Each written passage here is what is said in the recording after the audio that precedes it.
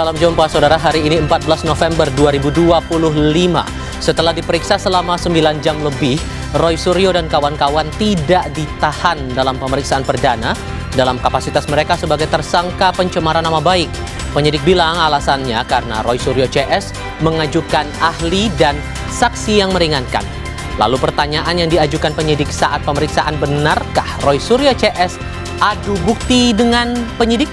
Sorotan lainnya, Mahkamah Konstitusi memutuskan polisi harus mengundurkan diri atau pensiun jika ingin menduduki jabatan sipil. Apakah keputusan MK akan dijadikan pedoman dalam reformasi kelembagaan Polri agar lebih profesional dan juga akuntabel? Dan bagaimana juga penerapan putusan MK ini nantinya? Dua ulasan ini dan ulasan lainnya akan kami hadirkan di Sapa Indonesia Malam hari ini. Saya Audrey Chandra. Dan saya Tifa Solesa bersama Anda hingga 2 jam ke depan.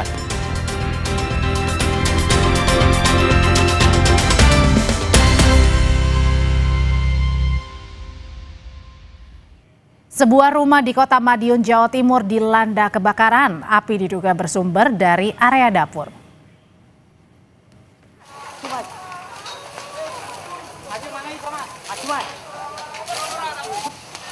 Rumah di Jalan Bali, Gang 1, Kecamatan Maku Harjo, Kota Madiun, Jawa Timur, saudara, terbakar Jumat siang. Warga sekitar berupaya memadamkan api dengan alat seadanya dan menyelamatkan barang-barang dari dalam rumah. Tak ada korban jiwa dari kejadian. Tim Inafis Polres Madiun Kota sudah memeriksa lokasi kebakaran dan masih menyelidiki penyebab kebakaran.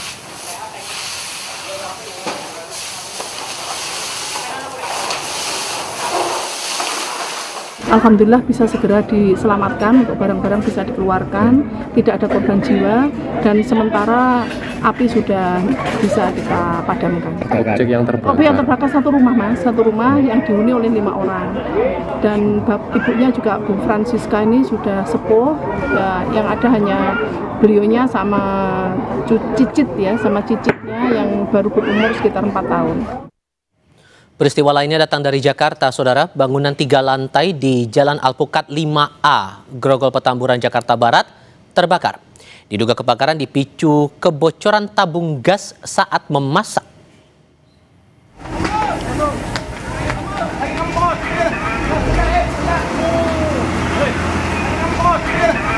Api dengan cepat melalap 8 kamar mes karyawan warteg.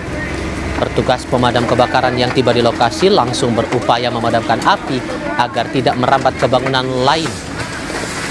Api pertama kali tampak di lantai 2 bangunan. Diduga kebakaran dipicu kebocoran tabung gas saat salah satu penghuni sedang memasak. Dengan cepat api merambat hingga ke lantai 3 gedung. Tidak ada korban jiwa dalam peristiwa ini.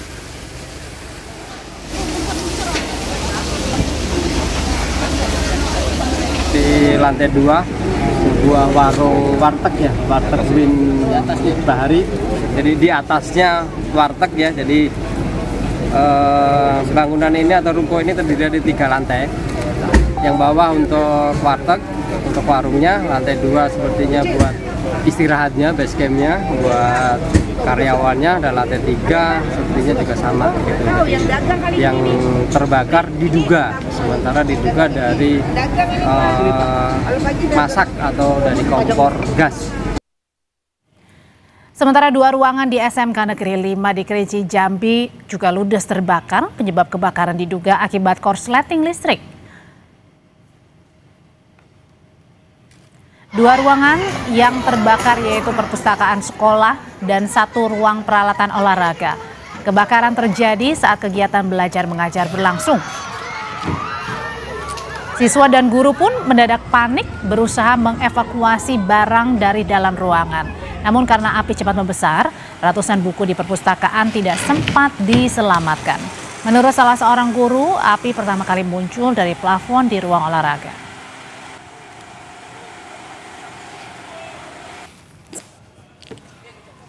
Mau masuk ke kelas, kemudian ada teriakan dari sebelah anak SMP, meneriakan bahwasannya api sudah besar katanya. Artinya kami langsung segera menuju ke titik lokasi, kemudian menyelamatkan apa-apa yang bisa diselamatkan tadi.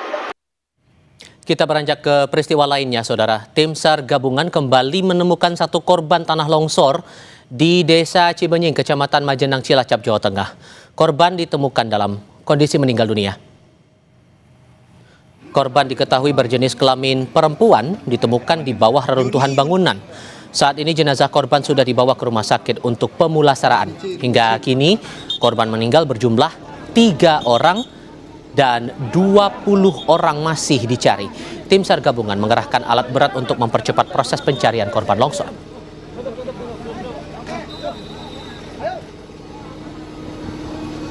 Jadi yang sudah ditemukan satu, lanjut kemarin meninggal 2, ditambah 1 berarti yang meninggal ada 3. Jadi total keseluruhannya ada 3 yang meninggal dunia, dari 46 korban, 23 ini selamat, 21 masih dalam pencarian. Alhamdulillah ini sudah ketemu 1, berarti tinggal sisanya 20 lagi kita cari. Jenis kelamin apa, Komandan? Ini perempuan.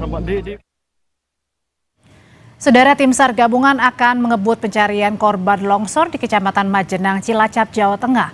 Kepala BNPB Lejen Suharyanto berharap korban bisa ditemukan sebelum golden periode, yakni 6 kali 24 jam terakhir. Golden periodenya memang 6 kali 24 jam ya, tapi karena di satu lokasi kita berharap tidak sampai 6 kali 24 jam ini bisa diketemukan semua. Sebetulnya sudah ada beberapa juga yang ditemukan tapi kami belum rilis ya, nanti secara bertahap kita akan sampaikan. Tapi ada kami kerahkan alat berat, pompa alkon, kemudian masyarakat yang di sekitar situ kami juga pastikan segala kebutuhan dasarnya terpenuhi dan mudah-mudahan ini bisa ditemukan, tetapi untuk relokasinya pun kita sudah siapkan tanahnya. Kendalanya karena kan longsor ya langsung menimpa ke 12 rumah terkubur gitu. Kendalanya hanya masalah cuaca kan sekarang relatif terkendali, hanya masalah waktu saja. Alat peralatan yang dibutuhkan untuk menggali itu juga alat berat, kemudian seperti perlengkapan peralatan kita secara lambat laun juga kita dorong. Lalu sejauh mana penanganan longsor di Cilacap, Jawa Tengah hingga saat ini? Kita akan tanyakan kepada Kapolresta Cilacap, Kombes Pol Budi Adi Buwono. Pak Budi dengan Tifal, Pak, selamat malam.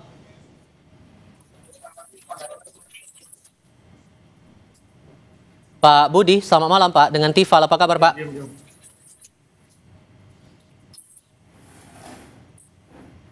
Pak Budi, suara Tifal terdengarkah Pak dari studio? Kami coba perbaiki dulu komunikasi kami dengan Kapolresta Cilacap, Komisaris Besar Polisi Budi Adi Buwono untuk mengetahui perkembangan terbaru pencarian korban. Total uang 4,6 miliar rupiah yang terbakar, 360 juta rupiah diantaranya dapat diselamatkan. Kami meminta bantuan teknis dari lapor Polda Sulsel untuk melakukan pemeriksaan terhadap kondisi mobil tersebut untuk mengetahui sumber api dan penyebab. Terkait masalah uang, ya memang ada masih sempat diselamatkan sekitar 360 kurang. Allahu Akbar, Allahu Akbar, Allahu Akbar,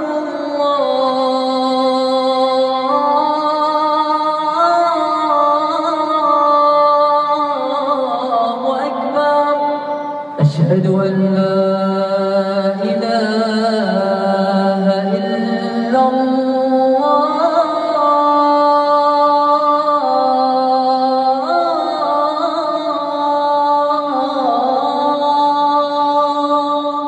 أشهد أن لا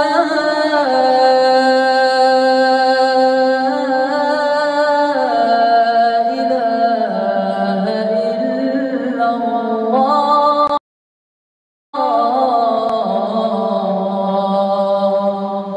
أشهد أن محمدا رسول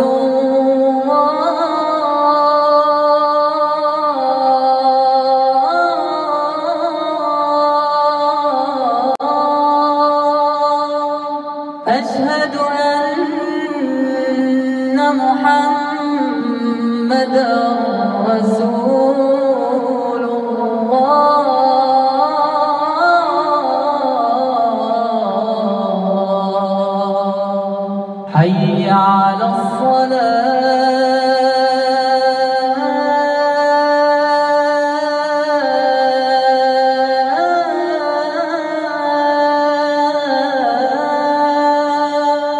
حي على الصلاة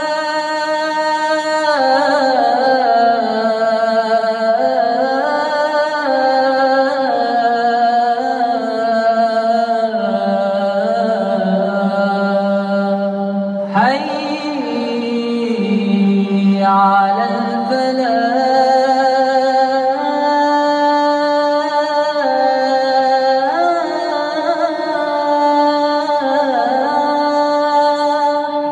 حي على الفلاح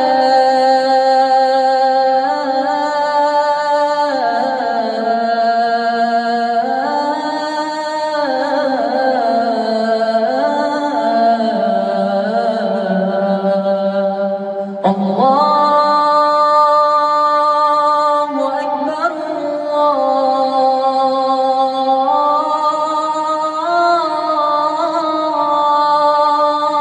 الله أكبر لا إله إلا الله.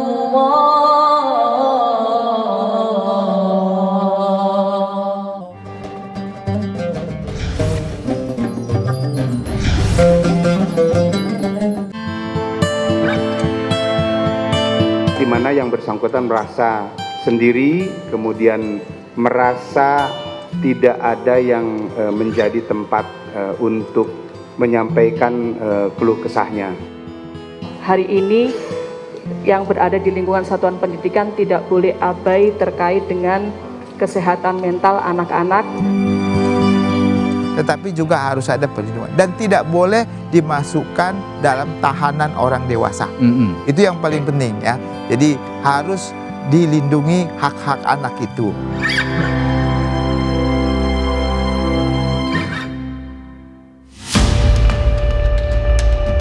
Ledakan yang terjadi di SMA Negeri 72 Jakarta tidak hanya merusak sejumlah fasilitas sekolah, namun juga mengguncang rasa kemanusiaan. Seorang siswa kini ditetapkan sebagai anak yang berhadapan dengan hukum. Di balik tindakannya, ada perasaan sepi yang tak pernah bisa diungkap karena tak ada ruang untuk berbagi. Kesepian yang tak terbaca jadi awal dari tindakan yang keliru. Diketahui merupakan seorang siswa SMA aktif yang bertindak secara mandiri dan tidak terhubung dengan jaringan teror tertentu. Berdasarkan keterangan yang kami himpun, ABH yang terlibat dalam kasus ledakan ini dikenal sebagai pribadi yang tertutup, jarang bergaul, dan dia juga memiliki ketertarikan pada konten kekerasan serta hal-hal yang ekstrim. Kejadian ini berawal saat siswa dan guru bersiap untuk melaksanakan ibadah sholat Jumat di Masjid SMA Negeri 72 Jakarta pada 7 November lalu. Pihak kepolisian menyatakan pelaku ledakan adalah seseorang yang berada di lingkungan sekolah dan teridentifikasi sebagai siswa yang diduga merakit sendiri bahan peledak. Dari hasil penyidikan, terungkap pelaku mengalami kondisi psikologis yang memicu tindakan tersebut. Ia merasa kesepian, tidak memiliki tempat untuk berkeluh kesah. Motif insiden ini pun dipandang sebagai bentuk ekspresi dari rasa kesepian dan ketidakmampuan mengelola tekanan psikologisnya. Pelaku memiliki dorongan yang ia bahkan tidak menyadari tindakannya membahayakan dirinya sendiri dan orang lain di sekitar. Yang kami peroleh dari hasil penggalian keterangan maupun petunjuk-petunjuk yang ada, bahwa yang bersangkutan, anak berkonflik dengan hukum ini, terdapat dorongan untuk melakukan peristiwa hukum tersebut. Dorongannya di mana yang bersangkutan merasa sendiri, kemudian merasa tidak ada yang menjadi tempat untuk menyampaikan keluh kesahnya, baik itu di lingkungan keluarga, kemudian di lingkungannya itu sendiri maupun di lingkungan sekolah. Ini yang menjadi perhatian kami juga bersama dengan KPAI. Meski perbuatannya berdampak besar, negara melihatnya sebagai anak yang perlu dibimbing, bukan dihambat masa depannya.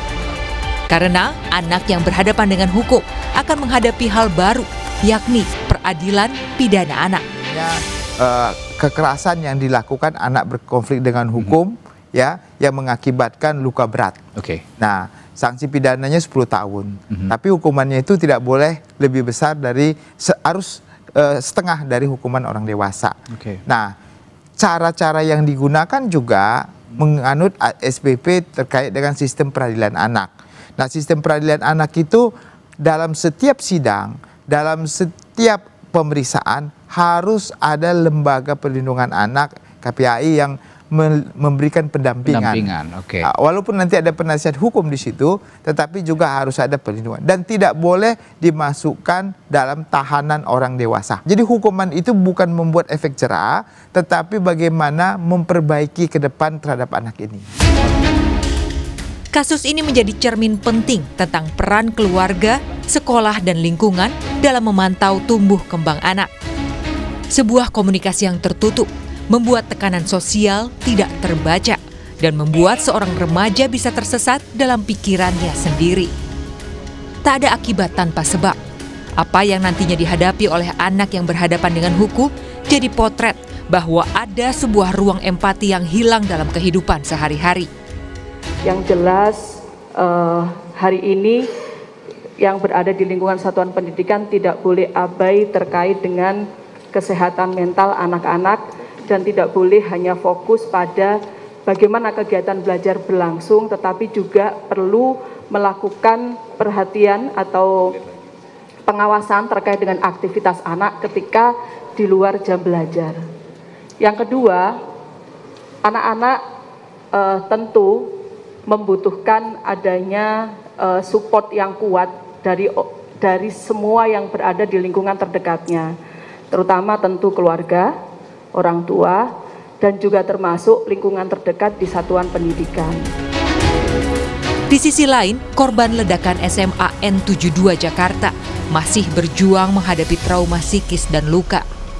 Korban ledakan SMA Negeri 72 Jakarta yang dirawat di Rumah Sakit Islam Cempaka Putih dan Rumah Sakit Yarsi, sebagian besar mengalami gangguan pendengaran mencapai 90%. Dan terdapat korban yang mengalami kerusakan telinga, sehingga kemungkinan harus dilakukan operasi oleh tim dokter rumah sakit. Saya ingin merevisi nih, karena sebelumnya dikatakan masalah gangguan pendengaran itu sekitar 75%, tapi ternyata lebih dari 90% ada gangguan pada pendengaran. Adalah karena trauma akustik ya, akibat suara yang dahsyat yang keluar dari sana. Ada 4 siswa yang mengalami tuli mendadak tanpa kerusakan membran telinga, itu masuk ke hiperbarik untuk mendapatkan terapi oksigen bertekanan tinggi. Ini juga diharapkan bisa mempercepat proses perbaikan dan memberikan efek terapi yang optimal dari perawatan yang sudah diberikan oleh teman-teman dokter yang ada di Rumah Sakit Yarsi. Ya, jadi yang dirawat sekarang itu masih ada 11. Di balik luka, selalu ada kesempatan untuk sembuh bersama. Untuk itu, pihak kepolisian dan pemerintah menegaskan komitmen untuk memberikan dukungan psikososial bagi para korban dan anak yang berhadapan dengan hukum, agar kejadian tidak terulang kembali. Apalagi pendidikan bukan sekadar mencetak nilai, tetapi juga membentuk empati, bahwa rumah dan sekolah adalah 2 tempat paling penting bagi anak untuk tumbuh, merasa aman, diterima dan dicintai. Tim Liputan, Kompas TV.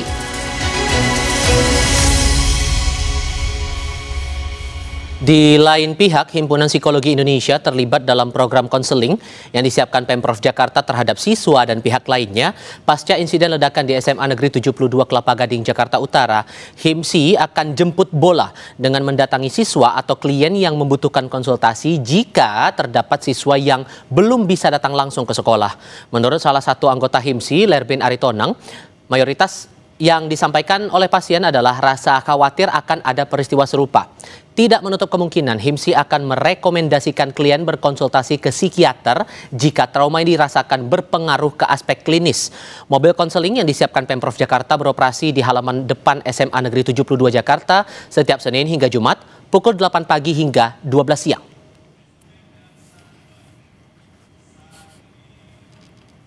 Karena dia belum berkenan ke sekolah. Nah, jadi kalau kondisinya begitu, kita yang jemput bola istilahnya. Itu yang sering takut, cemas gitu ya. Dan saya pikir itu hal yang umum ya. Kalau takut, ya kita menghadapi kejadian yang tidak pernah kita bayangkan dan kejadiannya bukan biasa-biasa gitu kan. Saya pikir sebagai manusia normal itu mesti ada ininya. Terus ada juga yang merasa masih ingat-ingat gitu ya. Nah, kalau dia pas ingat itu terganggu jadinya ininya gitu, fungsinya yang normal sebelum itu gitu. Paling itu. Dan secara umum seperti itu ini.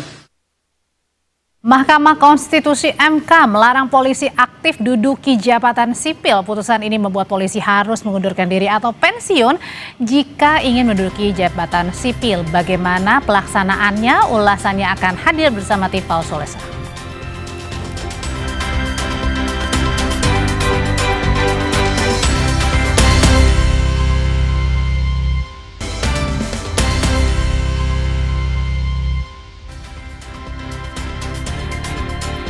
Kita masuk ke menu pertama diskusi di Sapa Indonesia malam kali ini, Saudara. Mahkamah Konstitusi melarang polisi aktif untuk menduduki jabatan sipil. MK mengabulkan gugatan terhadap Undang-Undang Nomor 2 Tahun 2002 tentang Kepolisian Republik Indonesia. Putusan ini membuat polisi harus mengundurkan diri atau pensiun jika ingin menduduki jabatan sipil. Dalam putusan yang dibacakan di Gedung Mahkamah Konstitusi, Hakim Konstitusi Ridwan Mansur mengatakan pasal 28 ayat 3 Undang-Undang Polri punya substansi yang sama dengan pasal 10 ayat 3 TAP MPR, yakni menegaskan anggota Polri hanya dapat menduduki jabatan di luar kepolisian setelah mengundurkan diri.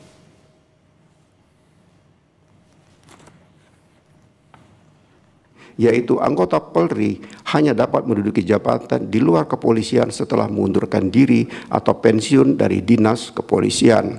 Artinya, apabila dipahami dan dimaknai secara tepat dan benar, tanda kutip mengundurkan diri atau pensiun dari dinas kepolisian adalah persyaratan yang harus dipenuhi oleh anggota Polri untuk menduduki jabatan di luar kepolisian. Menanggapi putusan MK, Kadif Humas Polri Irjen Sandi Nugroho menyebut Polri menghormati putusan MK dan akan menindaklanjuti serta mengkaji putusan itu.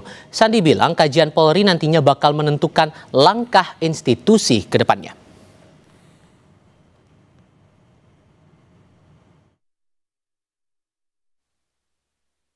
Polri akan menghormati semua putusan yang sudah dikeluarkan dan saat ini Polri masih menunggu hasil resminya seperti apa, kemudian nanti akan dilaporkan kepada Bapak Kapolri, kemudian kita secara langsung akan menyampaikan tentang hasil putusan tersebut yang sudah diputuskan oleh MK pada hari ini.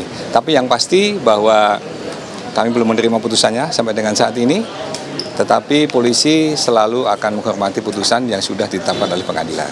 Tentunya kalau memang itu sudah diputuskan dan kita sudah mempelajari apa yang sudah diputuskan tersebut, Polri akan selalu menghormati putusan pengadilan yang sudah diputuskan. Menteri Sekretaris Negara Prasetyo Hadi menjelaskan dirinya belum mendapat naskah kutipan putusan Mahkamah Konstitusi itu. Dirinya masih harus mempelajarinya, namun Prasetyo juga menjelaskan putusan MK bersifat final dan mengikat, sehingga putusan itu adalah putusan akhir yang harus diterapkan.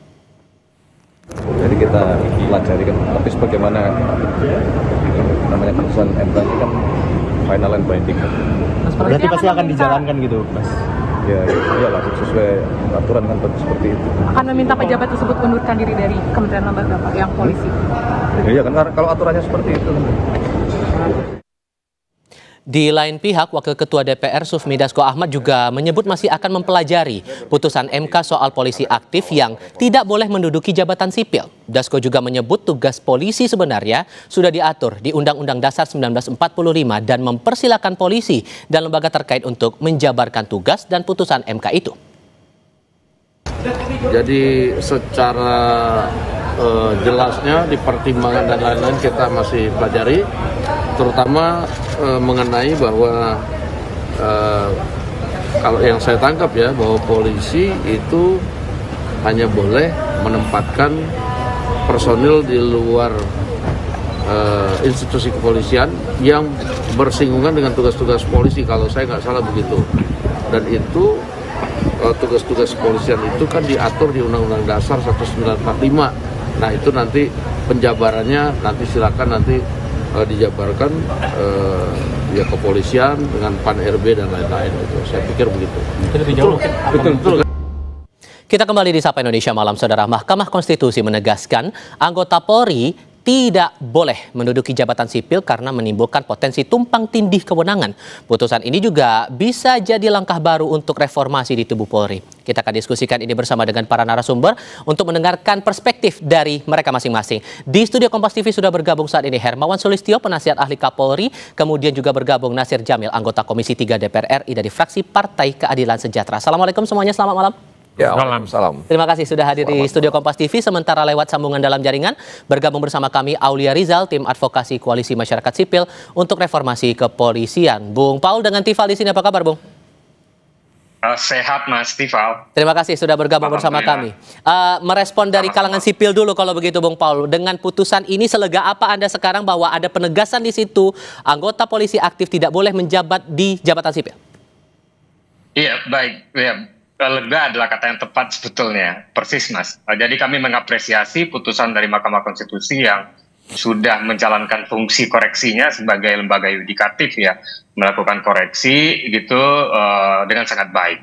Nah, jadi bagi kami ya, baik polisi maupun TNI atau tentara itu memang kalau mau menciptakan kepolisian khususnya ya, yang profesional, itu memang harus keluar dari fungsi politik dan bisnis. Salah satunya ya tidak menjabat di luar struktur atau fungsi yang sudah ditetapkan secara konstitusional itu di dalam pasal 34 itu ya, untuk menjaga keamanan ketertiban sudah jelas gitu ya, melakukan penegakan hukum gitu, dan tugas-tugas policing lah yang paling penting ya. Jadi tugas-tugas non policing seperti yang sudah diputuskan oleh Mahkamah Konstitusi itu sudah sangat benar, sangat tepat, dan kita harapannya kepolisian kembali kepada kitabnya yang diatur dalam konstitusi.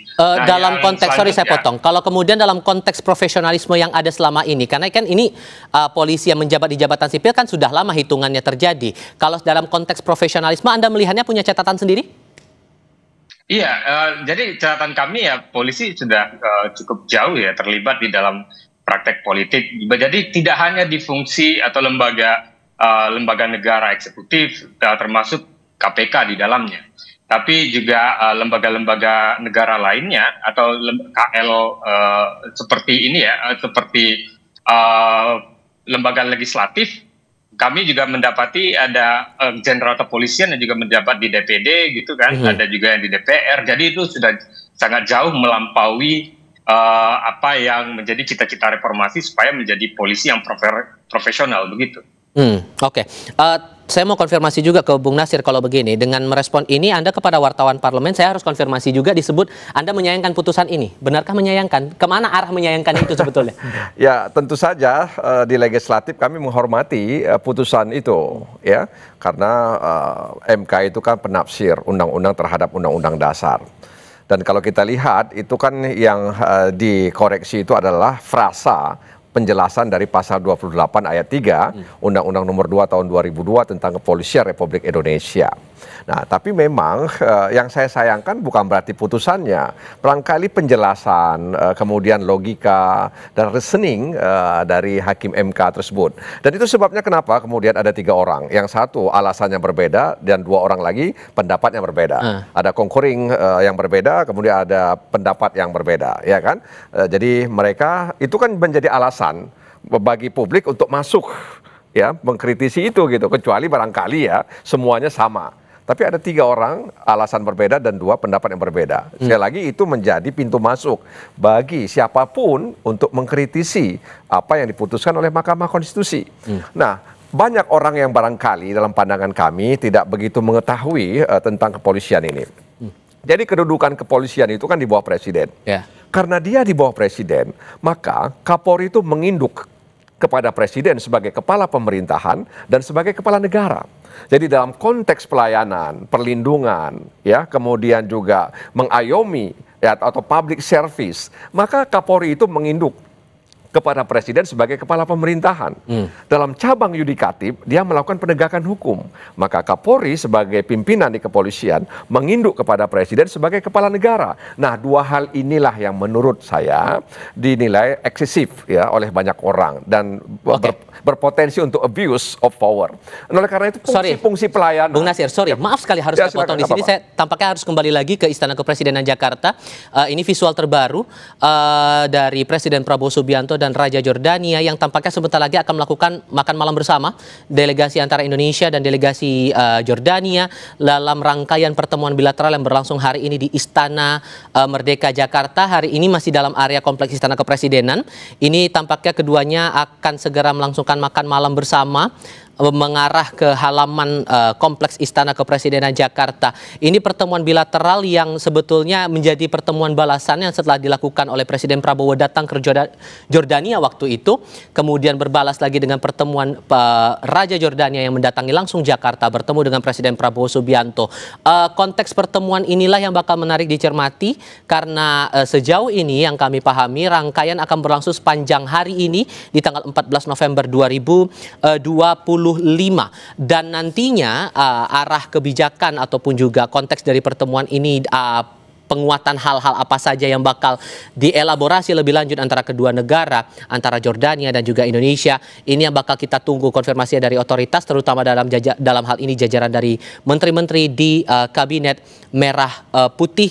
Pengawalan ketat tentu saja berjalan seperti yang sepatutnya dilakukan karena kedua negara ini berada di lingkungan yang steril, di lingkungan yang cukup sakral begitu, berada di area Ring 1, berada di Istana Kepresidenan Jakarta, dan gala dinner ini tampaknya menjadi cukup private, cukup personal dilakukan karena kalau kita ingat lagi dalam beberapa waktu sebelumnya ada beberapa kepala negara, pimpinan negara lain yang juga mendapatkan treatment yang sama saat pertemuan bilateral berlangsung antara Presiden Prabowo Subianto di Istana Kepresidenan Jakarta, persisnya di kompleks di kawasan Istana Merdeka. Ini tampaknya berada di sekitar Istana Negara, ya, di kawasan Istana Negara Jakarta sekarang posisinya, dan akan menuju ke area yang akan menjadi lokasi jamuan makan malam antara delegasi Indonesia dan delegasi Jordania.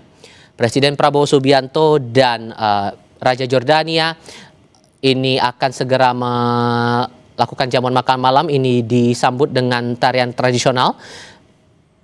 Kalau kita ingat lagi di pukul 16 waktu Indonesia Barat tadi, sudah ada penyambutan langsung dari Presiden Prabowo Subianto kepada Raja Jordania di Pangkalan Udara Halim Perdana Kusuma, Jakarta Timur, saat Raja Jordania ini turun di pesawat kenegaraan, lalu kemudian disambut langsung oleh Presiden Prabowo Subianto. Dilanjutkan dengan saat itu penyambutan oleh jajaran menteri di tataran Kabinet Merah Putih mewakili pemerintahan Indonesia. Lalu satu kendaraan bersama menuju ke Istana Kepresidenan Jakarta. Jalurnya melewati kawasan Gatot Subroto berlanjut ke kawasan Sudirman Tamrin. Areanya sempat disterilisasi saat itu. Lalu kemudian masuk ke kawasan Monumen Nasional, lalu kemudian disambut lagi seperti biasa. Sama halnya dengan jamuan yang dilakukan pemerintah Republik Indonesia terhadap sejumlah negara sahabat yang melakukan pertemuan bilateral di berbagai kesempatan, jajar kehormatan, kemudian dilanjutkan dengan pertemuan empat mata antara kedua pemimpin negara. Ini langsung disambut oleh Wakil Presiden Gibran Rakabuming untuk jamuan makan malam hari ini. Dan dari perwakilan menteri di tataran Kabinet Merah Putih juga tampak sudah bersiap untuk mengikuti rangkaian dari jamuan makan malam hari ini. Dari pertemuan tadi tete-a-tete, kemudian atau pertemuan empat mata antara Presiden Prabowo dan juga Raja Jordania, dilanjutkan lagi dengan pertemuan bilateral. Pertemuan ini terbilang menjadi momentum yang bisa menguatkan posisi kedua negara untuk penguatan sejumlah sektor strategis yang sudah terjalin cukup lama, baik itu dengan pemerintahan Indonesia dan juga pemerintahan Jordania. Hubungan akrab dari Presiden Republik Indonesia Prabowo Subianto dan Raja Jordania Abdullah II Al-Hussein ini sebetulnya sudah terjalin sejak masa muda keduanya, saat keduanya ini menempuh pendidikan di Fort Benning, salah satu pusat pelatihan elit Angkatan Darat Amerika Serikat saat itu. Prabowo saat itu adalah perwira muda TNI Angkatan Darat, sementara Abdullah II Ibn al-Hussein ini adalah pangeran yang saat itu sedang meniti karir militer di Angkatan Darat Jordania. Selepas itu, Abdullah II Ibn al-Hussein melanjutkan karir militernya hingga pada akhirnya naik tahta menjadi raja di tahun 1999. Sementara Prabowo Subianto melanjutkan karir di TNI hingga kemudian masuk ke dunia politik dan pada akhirnya terpilih sebagai Presiden Republik Indonesia dalam proses pemilihan umum di tahun 2024. Ini Prabowo Subianto bersama dengan Wapres Gibran Rakabuming. Dan di sebelahnya ada Didit Hedi Prasetyo, ini bersalaman dengan jajaran delegasi pemerintahan dari Jordania.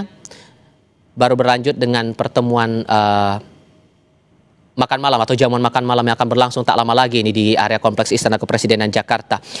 Kedekatan dari kedua tokoh ini, Raja Jordania dan Presiden Prabowo ini berlanjut saat keduanya memimpin masing-masing negara.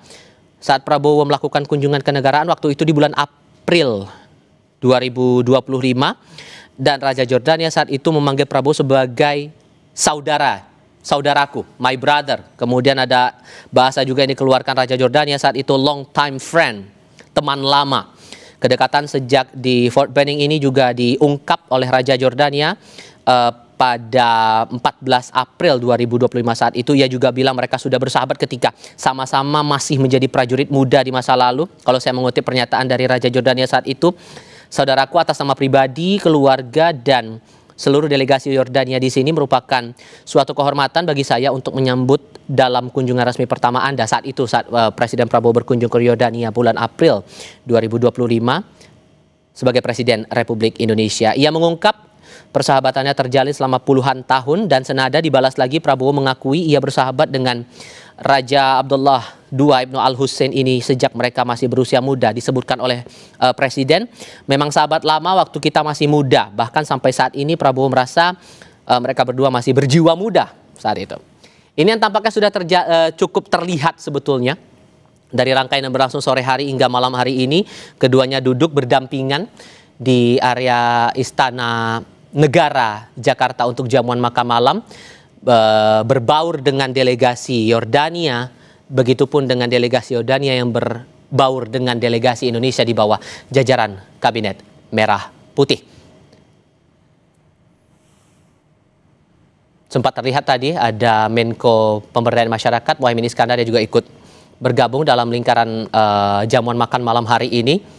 Dan yang menarik dicermati adalah apa pernyataan dari kedua perwakilan delegasi ini, baik itu Raja Jordania maupun Presiden Prabowo merespon dari jamuan makan malam kali ini. Mari kita lanjutkan diskusi lagi bersama para narasumber di sini. Sorry sempat terpotong tadi Bang Nasir. Jadi kalau menurut Anda, kalau untuk konteks profesionalisme, karena kan sebetulnya sebelum ada putusan ini pun pasal 28 ayat 3 kan juga memerintahkan kalau mau ada di jabatan sipil, polisi pilihannya dua, mundur atau pensiun. Ya kan ada penjelasannya tadi. Pasal 28 ayat 3 itu. Di luar dan kemudian tidak penugasan. Jadi kalau ditugaskan berarti boleh kan begitu. Dan sebenarnya ada beberapa waktu itu di masa SBY juga polisi-polisi aktif yang menjabat sebagai Direktur Jenderal.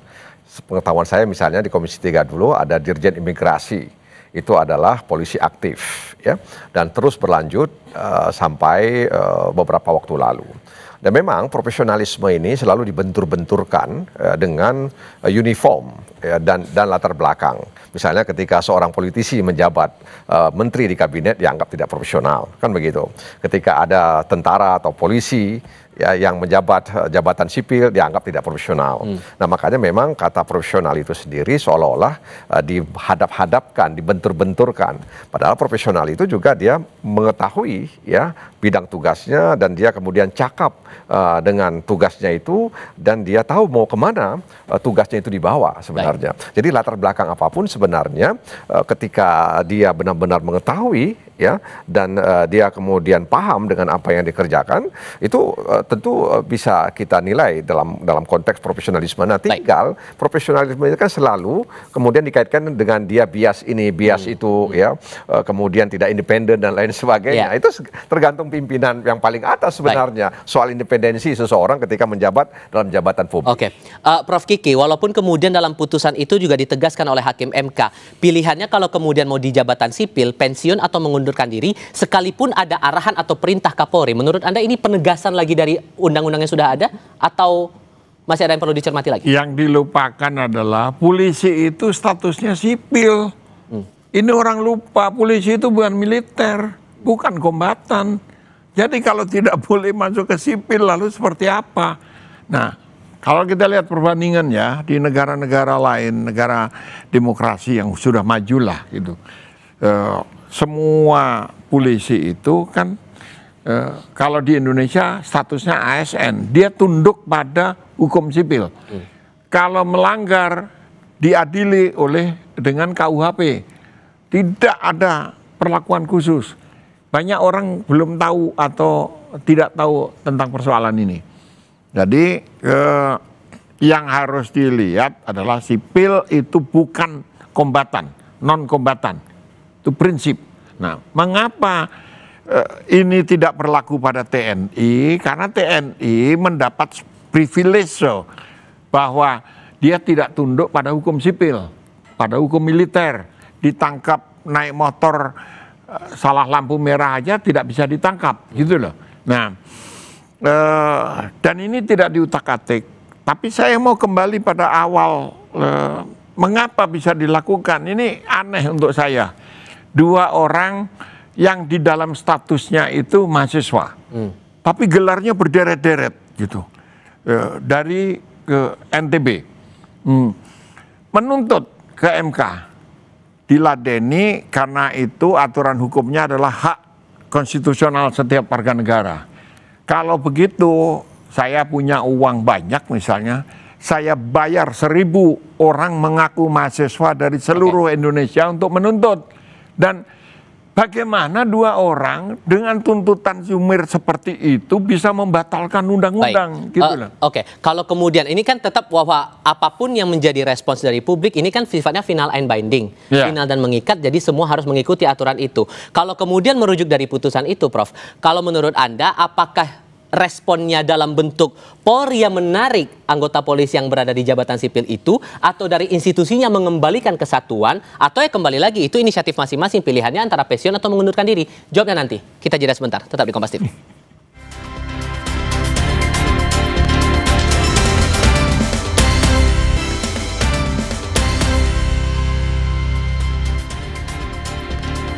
Nah, Prof Kiki, kalau sudah ada putusan seperti ini, maka langkah berikutnya harus gimana? Apakah Kapolri yang akan menarik seluruh jajaran yang masuk jabatan sipil itu, atau dari institusi mengembalikan kesatuan, atau ya kembali ke inisiatif pribadinya si polisi yang di jabatan sipil ini, pensiun atau mengundurkan diri?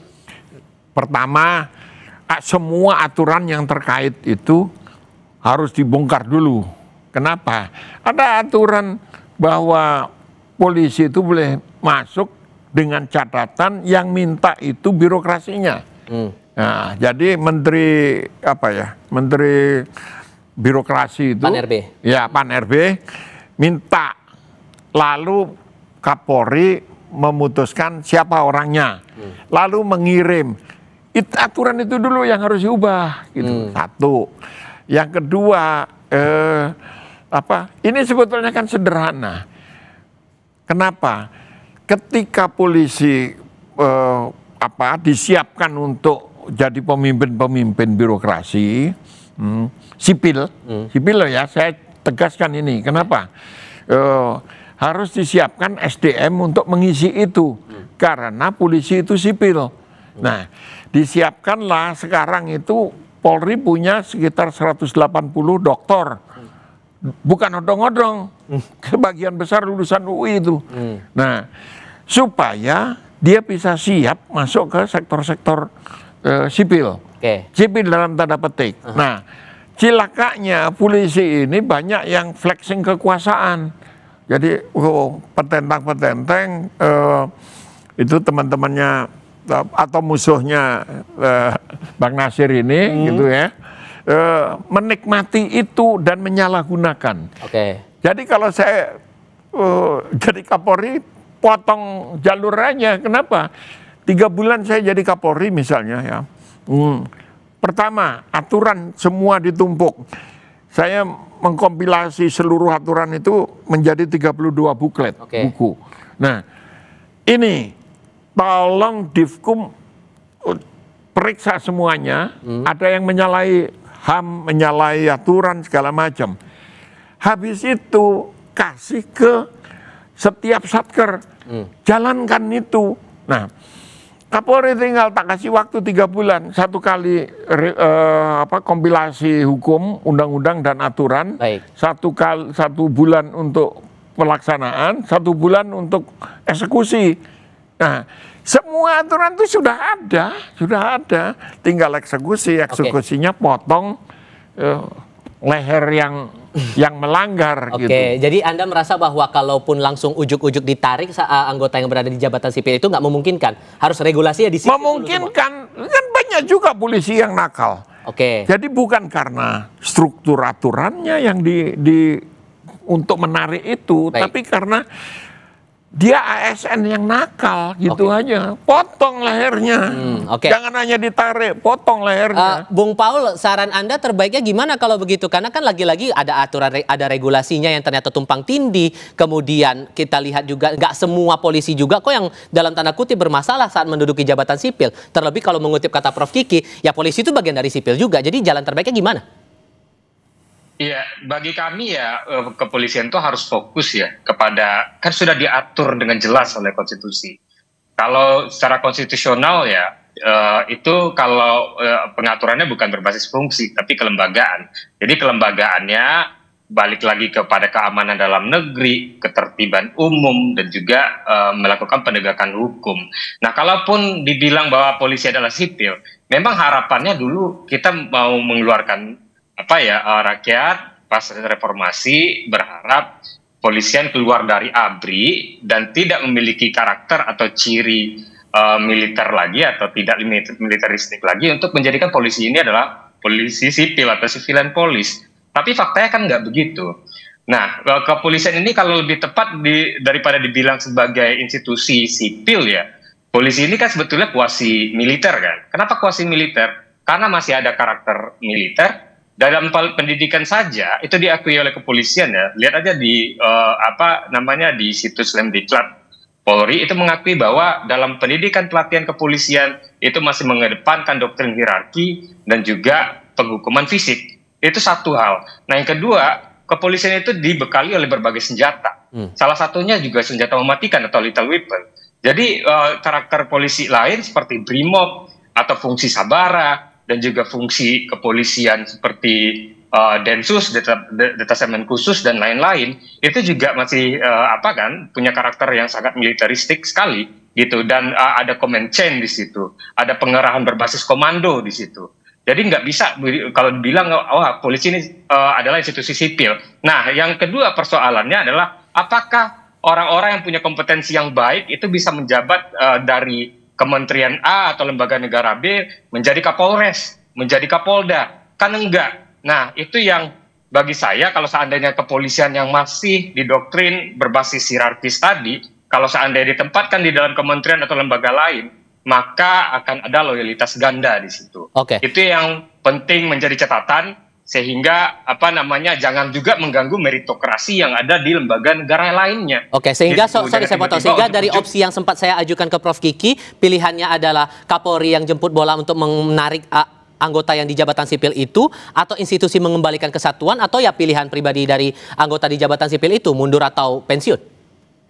Karena jumlahnya banyak ya. Kalau dari temuan atau yang pernah direport oleh Kompas saja beberapa waktu yang lalu itu lebih dari 4.000 kepolisian berada di luar struktur institusi Polri. Itu jadi sebetulnya yang lebih baik kalau seandainya kepolisian mau melakukan reformasi Polri, karena bagi kami di Koalisi Masyarakat Sipil RFP khususnya reformasi Polri khususnya ya, itu kalau kepolisian mau profesional, kepolisian mau refocusing dan mau melakukan reform, ya harus balik lagi, dan itu memang karena dia masih mengandalkan keputusan Kapolri ya sebelumnya, karena dalam penjelasan pasal 28 ayat 3 begitu. Jadi sebetulnya Kapolri yang secara inisiatif untuk menarik anggotanya, itu baru ada kesadaran sedikit lah dari kepolisian untuk melakukan reform itu. Oke, Bung Nasir, Anda sepakat? Ya, jadi memang putusan MK itu serta-merta bisa dilaksanakan, ya, berlaku dia.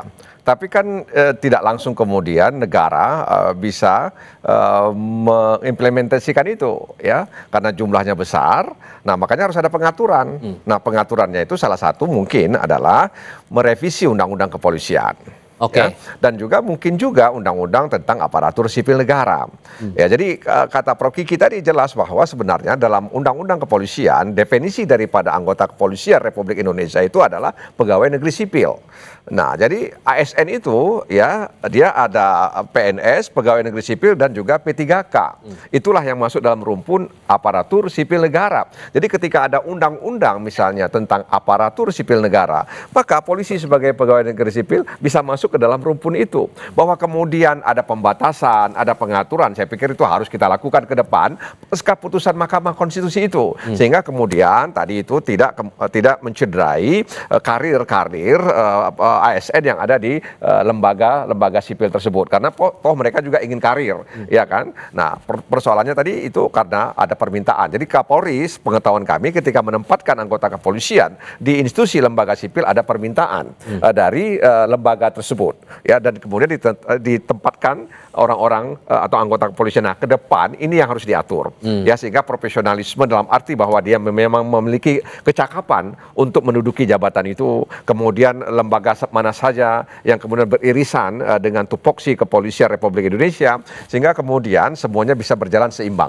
Nah, soal bahwa putusan MK tadi apakah kemudian ditarik semuanya, kita tunggu saja Presiden dan kemudian para Menko untuk memikirkan ini. Nah, salah satunya dalam pandangan kami adalah merevisi Undang-Undang tentang Kepolisian Republik Indonesia, bahkan juga barangkali merevisi Undang-Undang tentang aparatur sipil negara, walaupun tahun 2023 terakhir kemarin baru direvisi juga. Tapi kalau dari saran Bung Paul yang Pak Kapolri yang menarik lagi anggota yang masih di jabatan sipil itu memungkinkan? Ya, karena kan dia alat negara, ya, dia alat negara. Kita punya kepala negara, ya, maka tentu kepala negara, ya, dalam kapasitasnya sebagai orang yang di mana Kapolri bertanggung jawab kepada Presiden sebagai kepala negara, maka tentu kepala negara punya menteri-menteri. Nah, oleh karena itu saya pikir tidak cocok kalau kemudian Kapolri menarik semuanya itu, ya kan? Karena itu kan nanti terjadi guncangan, karena kan orang ditarik kan harus diisi, ya kan, tidak boleh terlalu lama. Nah, karena itu butuh waktu, ya, butuh waktu. Saya pikir dalam 2 bulan ini sampai Desember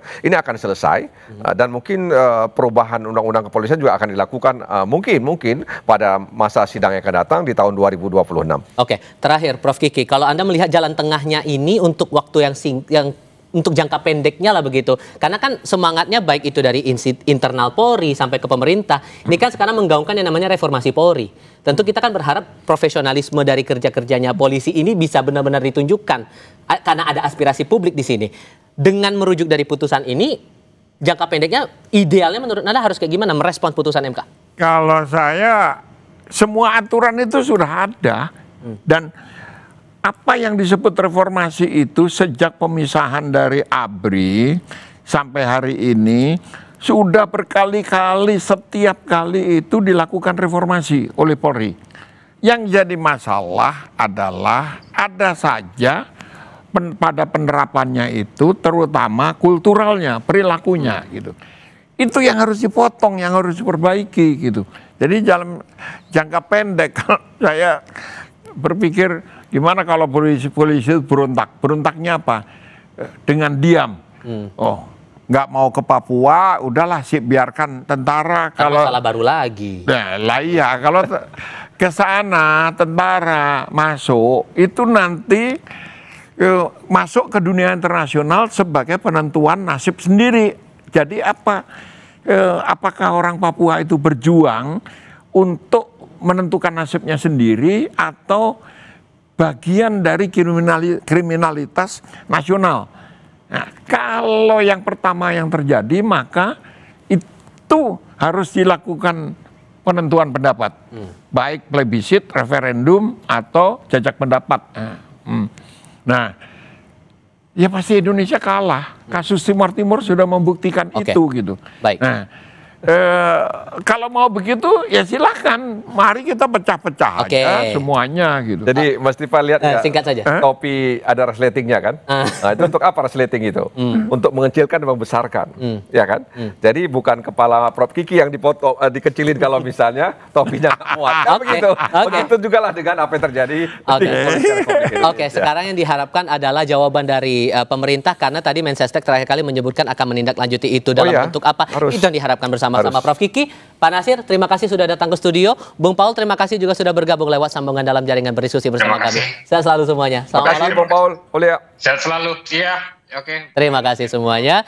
Dan nanti akan ada diskusi lain untuk Anda usai jeda. Polisi membentuk tim khusus untuk mencari keberadaan Alvaro Kiano Nugroho, anak 6 tahun di Pesanggerahan Jakarta Selatan yang hilang selama 8 bulan. Tetap di Kompas TV.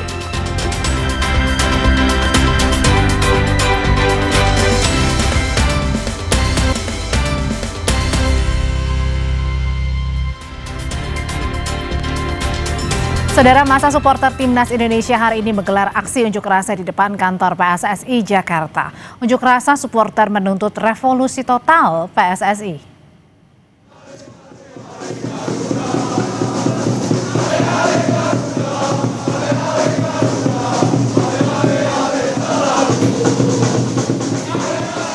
Inilah aksi unjuk rasa yang dilakukan supporter Timnas Indonesia Ultras Garuda di depan kantor PSSI sore tadi yang berada di GBK Arena Jakarta. Dalam unjuk rasa, massa meminta revolusi total PSSI. Massa juga mempersoalkan belum dipilihnya pelatih timnas usai pemecatan Patrick Kluivert. Situasi tegang pun sempat mewarnai aksi unjuk rasa di depan kantor PSSI. Situasi ini terjadi saat polisi mengamankan aksi unjuk rasa. Dalam aksinya, massa melakukan aksi bakar pipa plastik.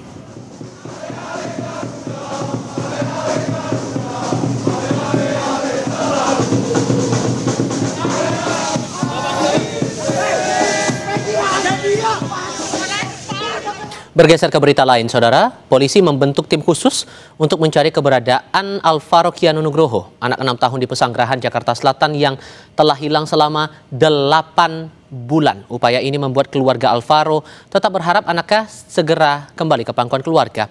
Polisi menyebut telah membentuk tim khusus untuk mencari keberadaan Alvaro. Tim terdiri dari personel Reskrim Polsek Pesanggerahan, Polres Jakarta Selatan, dan Polda Metro Jaya. Proses pencarian pun telah dilakukan hingga keluar Pulau Jawa, bahkan pelebaran area pencarian dilakukan hingga ke Sumatera dan Kalimantan. Namun minimnya petunjuk, terutama tidak adanya rekaman kamera pemantau atau CCTV di lokasi terakhir Alvaro bermain, menjadi kendala polisi mencari keberadaan Alvaro.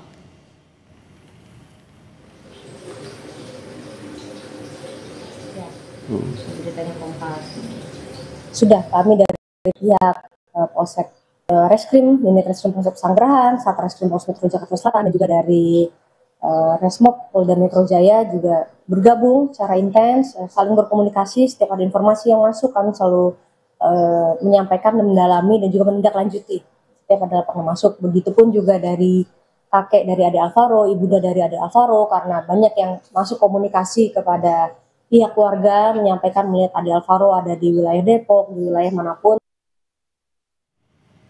Perlu dipahami, saudara, lebih dari 8 bulan berlalu sejak Alvaro Kiano dilaporkan hilang. Berbagai upaya pencarian telah dikerahkan, namun keberadaan Alvaro masih misterius. Menurut sang kakek, bocah 6 tahun ini pergi ke masjid seorang diri, diduga diajak pergi orang tak dikenal. Sejak saat itu, Alvaro tidak pernah lagi kembali. Doa tak henti terucap dari keluarga Alvaro, berharap sang anak dapat segera kembali pulang ke rumah dengan selamat. Informasi sekecil apapun mengenai Alvaro kini bagaikan secercah harapan untuk bisa menemukan keberadaan sang bocah.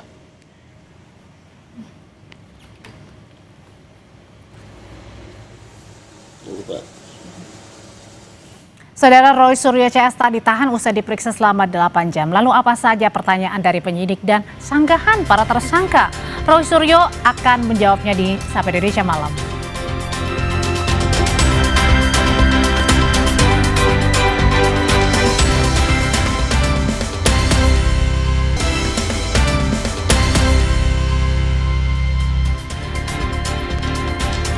Usai diperiksa selama 8 jam, Roy Suryo CS tersangka kasus ijazah Jokowi tak ditahan penyidik. Polisi beralasan Roy dan kawan-kawan mengajukan saksi dan ahli meringankan. Roy Suryo, Rismon Sianipar, dan Tifauzia Tiasuma atau Dr. Tifa kemarin diperiksa perdana sebagai tersangka kasus pencemaran nama baik Presiden ke-7 RI Joko Widodo. Lebih dari 100 pertanyaan dilayangkan penyidik kepada Roy dan Rismon.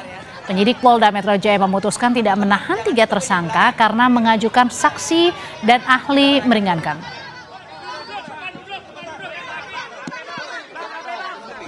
Para tersangka sudah memberikan keterangannya. Setelah ini kepada ketiga tersangka kami perbolehkan untuk kembali ke rumahnya masing-masing. Kenapa demikian? Karena ketiga tersangka mengajukan ahli dan saksi yang meringankan.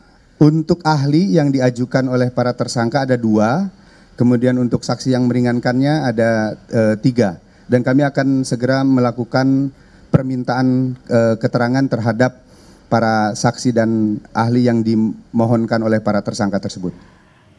Roy Suryo, Rismon Sianipar, dan Dr. Tifa sudah menjalani pemeriksaan perdana sebagai tersangka kasus tudingan ijazah palsu Jokowi. Apa saja pertanyaan dari penyidik dan siapa ahli serta saksi meringankan yang diajukan Roy Suryo CS? Sudah hadir bersama saya Roy Suryo, tersangka pencemaran nama baik di kasus ijazah Jokowi. Selamat malam Mas Roy. Malam. Ada juga bergabung lewat sambungan Zoom Ketua Umum Rampai Nusantara Mardiansyah Semar. Mas Semar, selamat malam. Malam, Audrey. Ada juga Guru Besar Hukum Pidana Universitas Jenderal Sudirman, Prof. Hipnu Nugroho. Prof. Hipnu, selamat malam.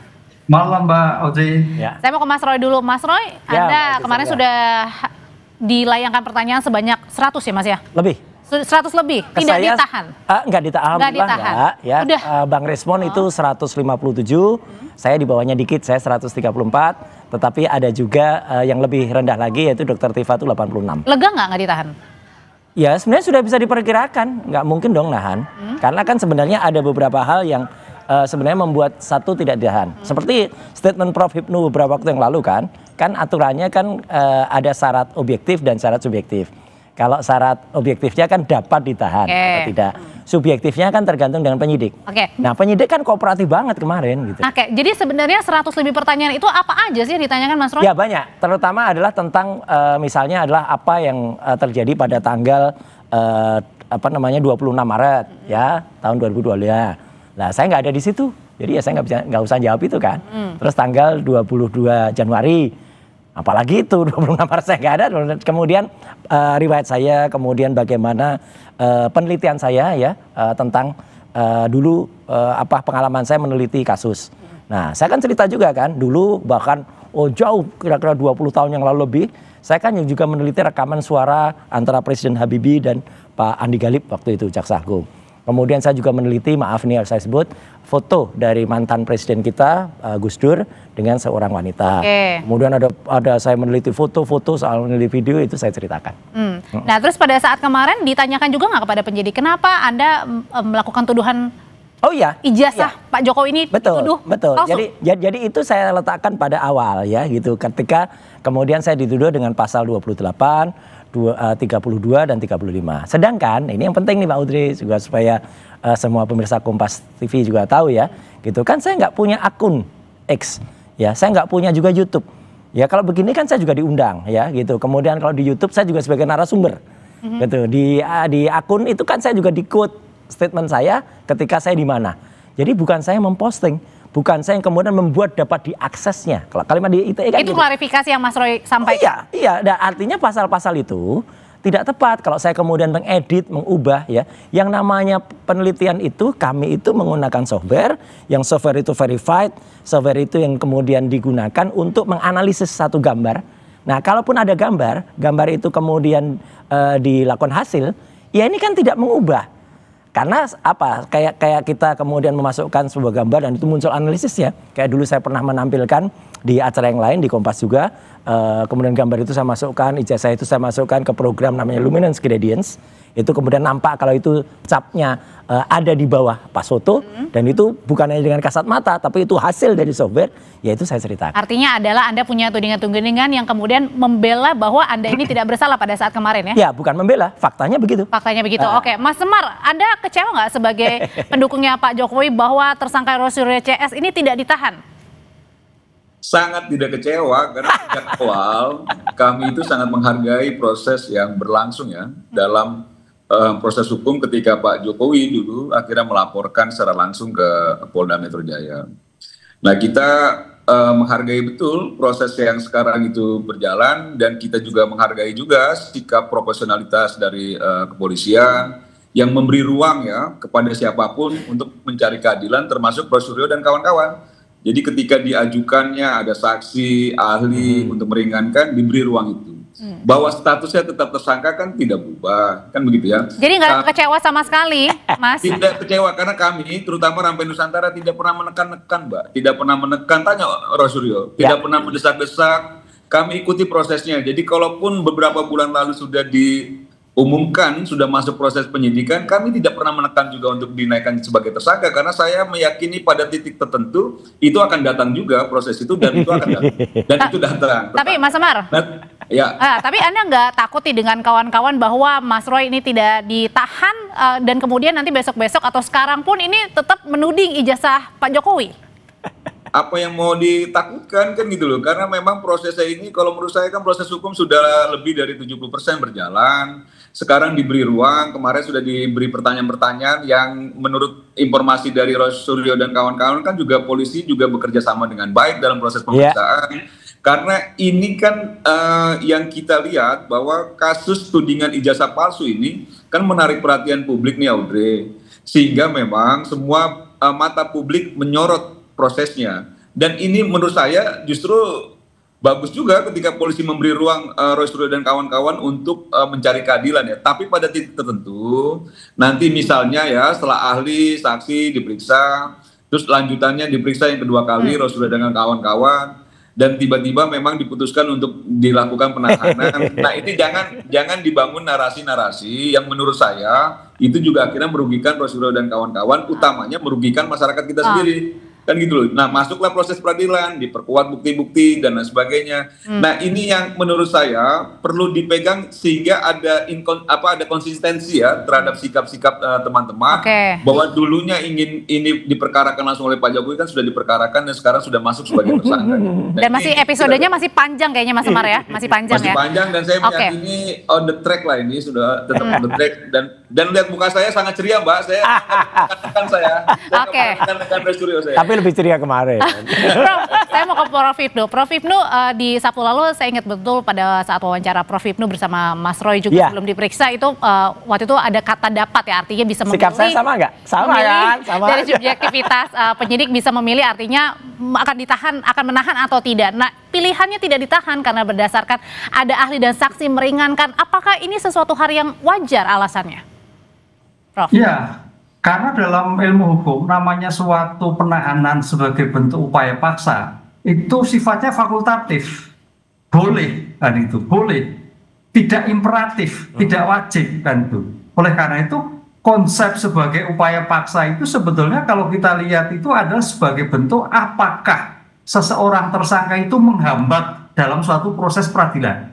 Jadi kalau memang seseorang tersangka apapun kasusnya itu mempercepat peradilan, karena peradilan kita asas cepat. Misalkan Mas Roy dipanggil tidak pernah datang, atau datang terlambat, atau datang kemudian ada kegiatan lain, atau pura-pura sakit. Lah, itu mau tidak mau itu melambat suatu proses peradilan. Lah, di sini urgensi upaya paksa itu adalah dalam rangka percepatan penyelesaian suatu kasus.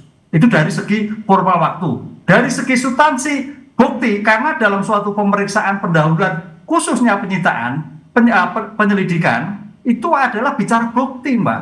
Artinya apa? Ketika bukti-bukti sudah cukup, apa yang dikhawatirkan kalau buktinya hilang? Apa dikhawatirkan untuk mengulangi barang bukti? Tapi Prof, ini yang harus disampaikan. Kalau di penuntut umum misalkan itu juga ketepatan waktu. Kalau di peradilan, sidang pengadilan, itu jika seandainya jam 9 tepat sidang, ya sudah cukup. Kecuali panggil jam 9, jam 12 baru datang. Itu akan mengganggu semua. Ini sebetulnya esensi dari suatu upaya paksa penahanan itu adalah proses percepatan suatu penyelesaian suatu perkara. Oke, tapi pada saat sehari sebelum kemarin Mas Roy dan kawan-kawan diperiksa, kan ada juga harapan dari pelapor ya, dari Pradi Bersatu mengharapkan bahwa Mas Roy ini ditahan karena dengan alasan mencemarkan lagi nama baiknya Pak Jokowi. Ya itu betul pandangan itu. Tapi kembali lagi, bagaimana pendapat subjektif hakim?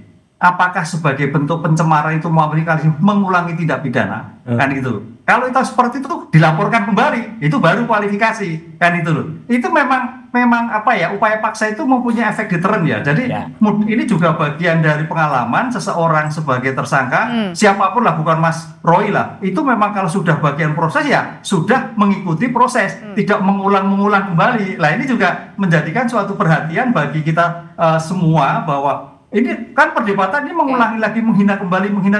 Konteksnya ini menghina sebagai kesengajaan atau sebagai bagian dari ungkapan. Nah itu juga bagian dari suatu penyelesaian terus. Kalau itu sebagai ungkapan sengaja, nah itu masuk mengulangi kembali.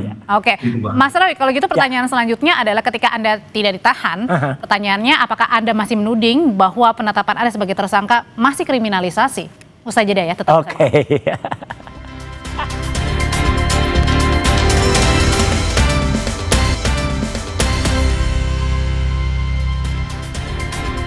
Menyambung pertanyaan saya sebelumnya, Mas Roy sudah ditetapkan sebagai tersangka, tapi nggak ditahan. Pertanyaannya, apakah Anda masih menuding penetapan Mas Roy sebagai tersangka ini bentuk kriminalisasi? Ya, kalau dilihat sebenarnya kan apa yang kami lakukan itu kan metode research ilmiah. Maka kemarin kan juga kita diskusi soal ilmiah itu. Ya, bahkan tidak hanya itu, ketika kemudian Pak di Reskrim ya, Pak Dr. Iman Imanuddin, ya, SH, SIK, MA itu datang ke ruangan, bagus ini. Jadi itu saya kira itu satu pola yang bagus ya. Jadi kalau semua yang diperiksa kemudian didatangi langsung oleh Direskrim ya sama kayak yang beliau sampaikan di depan pada saat konpres bersama Pak Budi Kabid Humas ya. Itu saya kira semua akan merasa bagus dan kami juga santai banget, kami di dalam tuh disediakan makan, minum gitu. Meskipun saya menghormati para mama dan para ibu-ibu, bapak-bapak dan semua ada laskar juga gitu yang mendukung di luar. Saya selalu makan di kantin di luar dan kemudian juga karena mereka kan ada juga yang datang dari pagi kan. Tapi saya mau komentar dikit bahwa tadi apa yang disampaikan oleh Mas Semar tadi, kalau itu saya setuju, itu betul ya. Memang saya nggak lihat Mas Semar ini, Mardiansah ini saya omong apa adanya, nggak lihat Mas Semar tuh ikut bareng-bareng dengan teman-teman lain yang pada dusak-dusak itu di rumah makan Handayani yang ada di Matraman. Itu nggak ada beliau. Jadi beliau betul dalam hal itu ya gitu. Kan di sana kan pada dusak-dusak termasuk di Diana yang mau ngancam buka baju itu ya, itu nggak ada. Nah, termasuk yang lucu Pak Arianto Sutadi juga ada di sana, itu kan juga aneh juga kan. Tapi Mas Roy yang kita juga pengen tahu adalah siapa sih sebenarnya saksi dan ahli meringankan yang di bawah nanti? Saya akan. Jadi akan ya, berarti belum. Belum. Ya, saya jawabannya kayak yang biasa bilang akan atau sudah tapi belum. Balik lagi pertanyaan saya. Jadi gimana? Akan ada beberapa ahli ITE. Ya, saya belum akan sebut namanya ya, tapi saya akan sebut profesinya. Ya, ada ahli ITE, ada profesor ahli ITE, ada juga ahli teknologi, ahli IT, ada juga ahli bahasa, profesor ahli bahasa, akan ada juga ahli pidana. Ya, ahli pidana akan ada banyak nanti. Yang untuk mengimbangi bagaimana apakah pasal-pasal ITE itu ya yang kemudian itu yang dijeratkan kepada kami ya dengan 32, 35, kemudian yang 28 itu cocok nggak bagi orang yang misalnya tidak memiliki akun ya, kemudian kami dijerat ITE. Jangankan kita mentransmisikan atau mengubah, ya punya akun aja enggak, posting aja. Berarti tim akan diperkuat termasuk dengan memasukkan nama Mas Denny Indrayana. Oh iya, Profesor Denny Indrayana juga memang masuk ya. Terima kasih untuk Prof Denny. Termasuk juga yang sudah masuk kan sempat ada nama dari Pak Menkumham di era dulu ya, Pak Amir Samsudin. Itu ada, dan juga kemarin ada juga bagus. Terima kasih untuk pengurus pusat Muhammadiyah ya atas restu dari Pak Yusro Mukodas ya, Mas Gofari ikut juga. Jadi makin banyak. Kemarin aja juga dukungan dari teman-teman dari Pak Khalid Mihdar, nelayan dari PIK itu juga ada. Oke, dari Mas Semar sendiri sebagai pendukungnya Pak Jokowi, apakah kemudian semakin memperkuat juga barisan nih, seperti yang dilakukan oleh Mas Roy, memperkuat barisan, semakin menguatkan lagi timnya, termasuk masuknya nama Mas Denny dan juga Pak Amir Syamsuddin? Ya, kalau menurut saya sih kan yang perlu memperkuat memang Roy Suryo dan kawan-kawan. Karena kan yang ditudingkan itu kan soal bahwa Pak Jokowi memiliki ijazah palsu misalnya gitu ya. Dan Pak Jokowi sebagai pelapor itu meyakini dia kan memiliki ijazahnya bahwa ijazahnya asli. Jadi nggak ada yang diperkuat karena memang ijazahnya kan ada dan asli itu satu. Nah, persoalan bahwa Roy Suryo dan kawan-kawan memperkuat itu sudah semestinya memang karena dalam posisi yang memang tidak menguntungkan sebagai tersangka. Dan itu sudah di depan mata juga ancaman sanksi hukumnya. Nah, harus memperkuat. Tapi saya tertarik dengan apa yang disampaikan oleh Prof. Hipnu tadi, bahwa tidak dilakukan penahanan terhadap Roy Suryo dan kawan-kawan, itu mungkin banyak juga pertimbangan bahwa Roy Suryo bekerja sama dan teman-temannya datang tepat waktu dan tidak pura-pura sakit. Nah, ini ada kabar baiknya. Mungkin karena berpengalaman Roy Suryonya, jadi sudah tidak lagi mengulangi di fase 1 pakai kursi roda. Mungkin Mas Semar pengen punya pengalaman. Silakan Mas. Dan penyangga juga bisa jadi malah ditahan gitu loh. Nah, mungkin pengalaman yang menurut saya ini bagus dilakukan oleh Roy Suryo. Enggak. Mungkin Semar pengen itu nggak apa-apa. Nanti tinggal dituntut teman-teman. Gitu. Oke. Nah, itu poinnya, Audrey. Kita sangat menghargai semua proses dan saya berharap juga Roy Suryo dan kawan-kawan beserta seluruh pendukungnya itu juga menghargai proses sampai pada titiknya nanti gitu. Kita harus jadi harga itu. Iyalah, kita hargai. Enggak kayak yang demo termul di luar kemarin itu enggak hargai. Iya, harus kita hargai gitu. Dan memang kalau kita menghargai proses di instansi negara ini, ya apapun nanti diputuskan, misalnya bersalah dan lain sebagainya, harus dihargai juga ya. Dijalani gitu ya. Termasuk kalau diputuskan nggak bersalah. Prof, kalau gitu pertanyaan selanjutnya adalah, Prof, ketika pernah di pemeriksaan kemarin perdana ini tidak ditahan, pemeriksaan berikutnya apakah ada kemungkinan ditahan, dan kalau kemungkinan ditahan itu apa biasanya dasar-dasarnya? Ya, dalam setiap proses pemeriksaan masih dibuka kemungkinan. Di kemungkinan, karena namanya penahanan itu sebagai upaya paksa yang dimiliki oleh penyidik, kan itu dimungkinkan, di penyidik dimungkinkan, nanti di penuntut umum dimungkinkan, apalagi di peradilan dimungkinkan, semua masih dimungkinkan. Karena apa? Terlihat dari sangkaan itu adalah terkait tindak pidana yang diancam 5 tahun, kan itu Mbak. Itu yang harus jadikan kunci, Jadi semua level masih dimungkinkan. Oleh karena itu dalam seperti ini tadi Mas Mardiansyah Semar itu ini memang harus Mas Roy Suryo betul-betul meletakkan sebagai suatu tersangka yang proaktif, yang mempercepat proses peradilan, yang memungkinkan tidak mengulangi, yang memungkinkan juga tidak merusak barang bukti. Itu kan kekhawatiran penyidik. Jadi sebetulnya kalau penyidik itu sudah tidak khawatir, ya sudah tidak perlu. Kan gitu Mbak. Ini yang menjadikan suatu tapi itu masih dimungkinkan karena syarat formal itu dapat. Tapi kalau untuk melawan, singkat Prof, apakah perlu juga dilakukan pra peradilan buat tersangka? Nah, itu tergantung Mas Roy. Apakah mengajukan pelaporan suatu pra peradilan terhadap penetapan tersangka. Tapi kalau melihat sebagai bentuk kesaksian yang sudah 100, nah ini kan 100 sekian, padahal pra peradilan itu cukup 2 alat bukti, tapi tampaknya kok agak sia-sia menurut saya.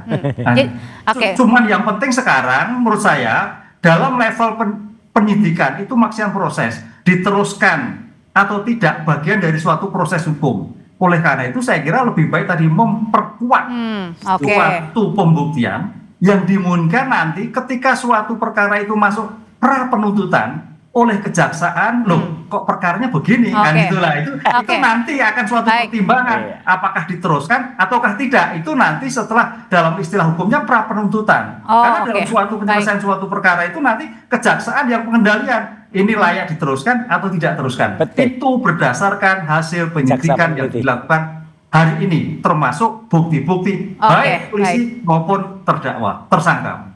Sudah kita tangkap semuanya pesannya. Terima kasih Prof. Hipnu, Mas Roy, terima kasih, Mas Semar, terima kasih, selamat malam semuanya. Kemarin ya termul. Saudara, kami sudahi perjumpaan kita di Sapa Indonesia malam hari ini. Saya Audrey Chandra dan rekan saya Tifal Soleh Sabel. Terima kasih, selamat malam, sampai jumpa besok. Thank you.